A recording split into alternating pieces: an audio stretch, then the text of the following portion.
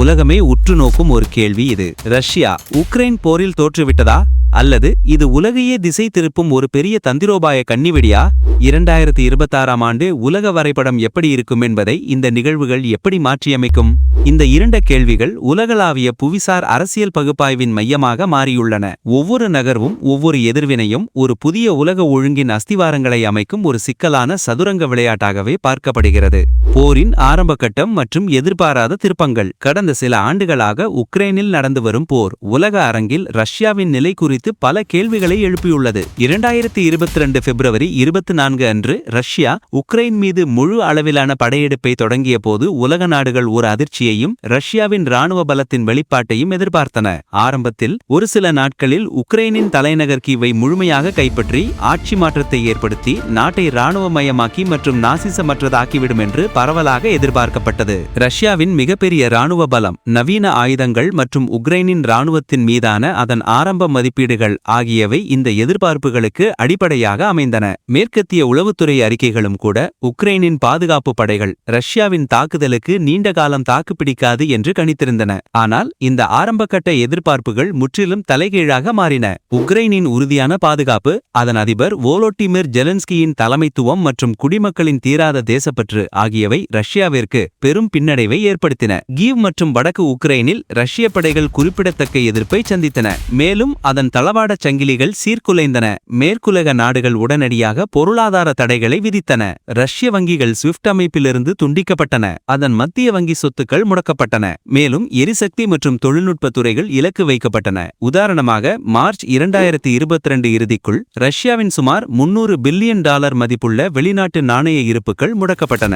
America, ஐரோப்பிய ஒன்றியம் மற்றும் பிற நட்பு நாடுகள் உக்ரைனுக்கு பெருமளவு இராணுவ உதவிகளை ஜாவலின், NLAW போன்ற கவச எதிர்ப்பு ஏவுகணைகள், ஸ்டிங்கர் வான் பாதுகாப்பு அமைப்புகள், பின்னர் HIMARS ராக்கெட் அமைப்புகள் மற்றும் நிதி உதவிகளை வழங்கத் தொடங்கின. இந்த ஒருங்கிணைந்த மேற்கத்திய ஆதரவு உக்ரைனின் தற்காப்பு திறனை கணிசமாக அதிகரித்தது. இந்த ஆரம்ப கட்டத்தில் ரஷ்யா கணிசமான இராணுவ இழப்புகளை சந்தித்தது. மேற்கத்திய உளவுத்துறை அமைப்புகளின் மதிப்பீடுகளின்படி 2022 நடுப்பகுதிக்குள் ஆயிரக்கணக்கான வீரர்கள், நூற்றுக்கணக்கான டாங்கிகள், சுமார் 1000க்கும் மேற்பட்ட டாங்கிகள், கவச வாகனங்கள் மற்றும் விமானங்கள் அழிக்கப்பட்டதாக மதிப்பிடப்பட்டது. ரஷ்யாவின் பொருளாதாரம் அழுத்தத்திற்கு உள்ளானது. மேலும் சர்வதேச அளவில் தனிமைப்படுத்தப்பட்டதாகவே தோன்றியது. உக்ரைனின் சில பகுதிகளை இழந்தது. மேலும் சில பகுதிகளில் முன்னேற முடியாமல் ஸ்தம்பித்து நின்றது போன்ற காரணங்களால் ரஷ்யா போரில் ஒரு தோல்வியை நோக்கி செல்வதாகவே பெரும்பாலான ஊடகங்கள் சித்தரித்தன. கீவ் பகுதியிலிருந்து ரஷ்ய படைகள் பின்வாங்கியது இந்த கருத்துக்கு மேலும் வலு சேர்த்தது. இது ஒரு முக்கிய தந்திரோபாய பின்னடைவாக கருதப்பட்டது. ரஷ்யாவின் தந்திரோபாய மாற்றம் மற்றும் நீண்டகால வியூகம். ஆனால் இந்த போரின் பின்னணியில் ரஷ்யாவின் நீண்டகால வியூகம் என்னவாக இருக்கும்? ஆரம்ப பின்னடைவுகளுக்கு பிறகு ரஷ்யா தனது தந்திரோபாயத்தை மாற்றியமைத்தது.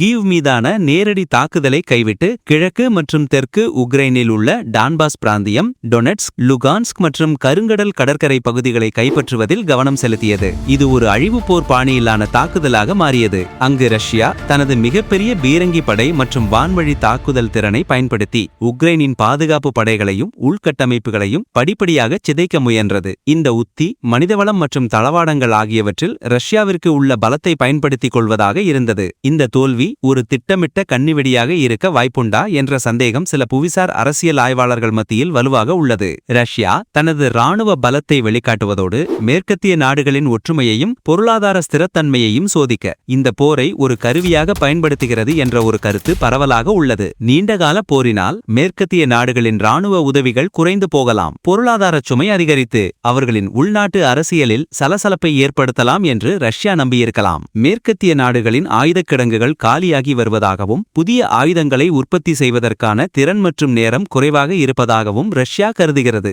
உதாரணமாக, அமெரிக்கா மற்றும் ஐரோப்பிய நாடுகள் உக்ரைனுக்கு பீரங்கி குண்டுகளை வழங்குவதில் சவால்களை எதிர்கொள்வது இந்த வாதத்திற்கு வலு சேர்க்கிறது. 2023ஆம் ஆண்டின் நடுப்பகுதியில் சில ஐரோப்பிய நாடுகளின் பீரங்கி குண்டு இருப்புகள் 50 விழுக்காடு வரை குறைந்ததாக அறிக்கைகள் சுட்டிக்காட்டின.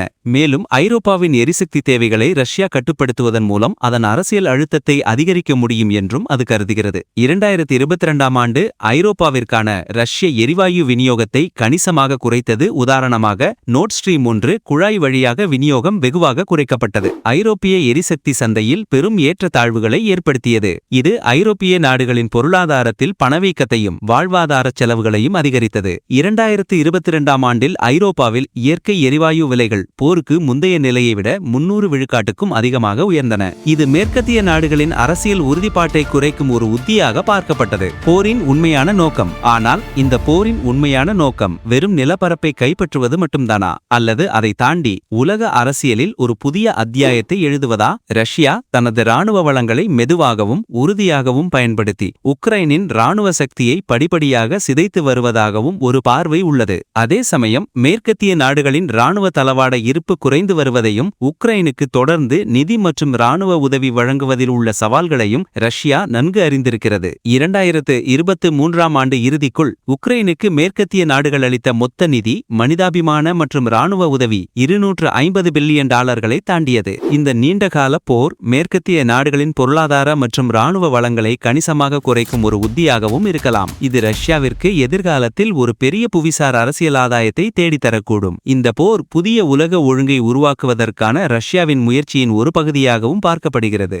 அமெரிக்காவின் தலைமையிலான ஒற்றை துருவ உலக ஒழுங்கை உடைத்து பல துருவ உலகத்தை உருவாக்குவதே ரஷ்யாவின் நீண்டகால நோக்கம். உக்ரைன் போர் இந்த இலக்கை நோக்கிய ஒரு முக்கிய படியாக இருக்கலாம். மேற்கத்திய நாடுகளின் பலவீனங்களையும் உள் முரண்பாடுகளையும் வெளிப்படுத்துவதன் மூலம் ரஷ்யா சீனா, இந்தியா, பிரேசில், தென் ஆப்பிரிக்கா போன்ற பிரிக்ஸ் நாடுகளுடனும் ஆப்பிரிக்க மற்றும் லத்தீன் அமெரிக்க நாடுகளுடனும் தனது உறவுகளை வலுப்படுத்திக் கொள்கிறது. 2024ஆம் ஆண்டு பிரிக்ஸ் கூட்டமைப்பில் ஈரான், சவுதி அரேபியா, ஐக்கிய அரபு எமிரேட்ஸ், எத்தியோப்பியா, எகிப்து மற்றும் அர்ஜென்டினா போன்ற நாடுகளின் சேர்க்கை இந்த பல துருவ உலக கருத்துக்கு மேலும் வலு சேர்த்துள்ளது. இந்த நாடுகள் பல உக்ரைன் போரில் நடுநிலை வகித்து மேற்கத்திய பொருளாதார தடைகளில் இணையவில்லை. இது ரஷ்யாவின் சர்வதேச தனிமைப்படுத்தலை ஓரளவுக்கு குறைக்கிறது. உதாரணமாக இந்தியாவின் ரஷ்ய கச்சா எண்ணெய் இறக்குமதி 2022-2023 காலகட்டத்தில் கணிசமாக அதிகரித்தது. 2026ஆம் ஆண்டு உலக வரைபடத்தில் ஏற்படும் மாற்றங்கள். இந்த போர் 2026ஆம் ஆண்டுக்குள் உலக வரைபடத்தில் பல மாற்றங்களை ஏற்படுத்தக்கூடும். உக்ரைனின் எல்லைகள் நிரந்தரமாக மாறலாம். ரஷ்யா கைப்பற்றிய கிரிமியா,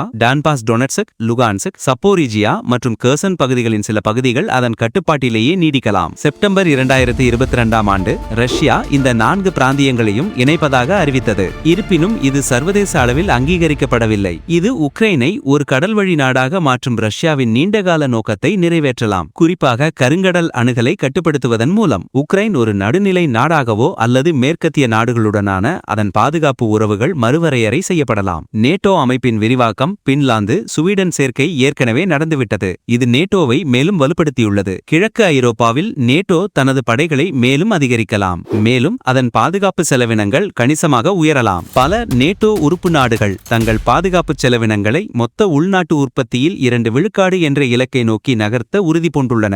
நேட்டோ தனது அச்சுறுத்தல்களை எதிர்கொள்ள ஒரு புதிய மூலோபாய கட்டமைப்பை உருவாக்கலாம். குறிப்பாக ரஷ்யாவை ஒரு நேரடி அச்சுறுத்தலாக கருதி. ஐரோப்பிய ஒன்றியம் ஒரு புவிசார் அரசியல் சக்தியாக தனது பங்கை வலுப்படுத்தியுள்ளது. ரஷ்ய எரிசக்தியை சார்ந்திருப்பதை குறைத்து புதிய எரிசக்தி மூலங்களை நாடுவதால் உலகளாவிய எரிசக்தி சந்தையில் பெரும் மாற்றங்கள் நிகழலாம். ஐரோப்பிய ஒன்றியத்தின் REPowerEU திட்டம் புதுப்பிக்கத்தக்க எரிசக்தி மற்றும் எரிசக்தி திறன் முதலீடுகளை துரிதப்படுத்துகிறது. ஐரோப்பிய நாடுகள் தங்கள் பாதுகாப்பு மற்றும் வெளியுறவு கொள்கைகளில் அதிக ஒருங்கிணைப்பை நாடலாம். உக்ரைனுக்கு ஐரோப்பிய ஒன்றிய உறுப்பினர் அந்தஸ்துக்கான பாதை மேலும் துரிதப்படுத்தப்படலாம். உக்ரைன் மற்றும் மால்டோவாவுக்கு ஏற்கனவே வேட்பாளர் அந்தஸ்து வழங்கப்பட்டுள்ளது. ஐரோப்பா ரஷ்ய எரிசக்தியை சார்ந்திருப்பதை குறைத்து அமெரிக்கா, கத்தார் போன்ற நாடுகளிலிருந்து திரவமாக்கப்பட்ட இயற்கை எரிவாயு இறக்குமதியை அதிகரித்துள்ளது. புதுப்பிக்கத்தக்க எரிசக்தி ஆதாரங்களில் முதலீடுகளும் பெருகியுள்ளன. இது உலகளாவிய எரிசக்தி விநியோக சங்கிலிகள் மற்றும் விலை கட்டமைப்புகளில் நிரந்தர மாற்றங்களை ஏற்படுத்தும். உதாரணமாக உலகளாவிய LNG சந்தையின் தேவை கணிசமாக உயர்ந்துள்ளது. சீனா மற்றும் இந்தியா போன்ற நாடுகள் ரஷ்யாவுடன் தங்கள் உறவுகளை எப்படி மேம்படுத்துகின்றன என்பதும் உலக அரசியல் சமநிலையில் முக்கிய பங்கு வகிக்கும். ரஷ்யா தனது கச்சா எண்ணெய் மற்றும் இயற்கை எரிவாயுவை மேற்குலகிற்கு பதிலாக ஆசிய நாடுகளுக்கு திருப்பிவிடுகிறது. இது ஒரு புதிய பொருளாதார மற்றும் புவிசார் அரசியல் அச்சாக உருவாகலாம். ஆப்பிரிக்க நாடுகளில் ரஷ்யாவின் இராணுவ மற்றும் பொருளாதார செல்வாக்கு அதிகரிக்கலாம். குறிப்பாக பாதுகாப்பு ஒப்பந்தங்கள் மற்றும் கனிம வள ஒப்பந்தங்கள் மூலம். இந்த போர் ஐக்கிய நாடுகள் சபை போன்ற சர்வதேச அமைப்புகளின் செயல்திறன் குறித்த கேள்விகளை எழுப்பியுள்ளது. குறிப்பாக ஐநா பாதுகாப்பு சபையில் ரஷ்யாவிற்கு உள்ள வீட்டோ அதிகாரம் அதன் செயல்பாட்டிற்கு சவால் விடுப்பதாக கருதப்படுகிறது.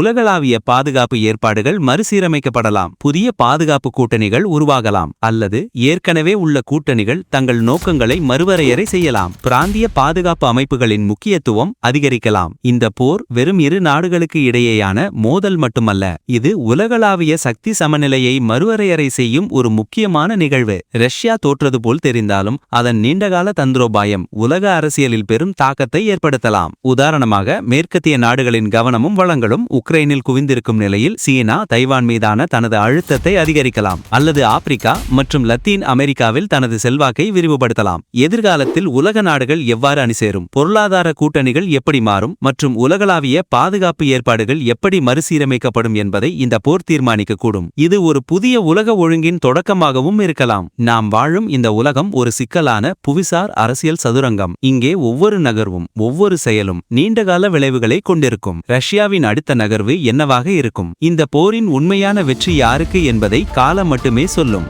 ஆனால் ஒன்று மட்டும் உறுதி: 2026ஆம் ஆண்டு உலக வரைபடம் இந்த போருக்கு முந்தைய நிலையை விட நிச்சயம் வித்தியாசமாக இருக்கும்.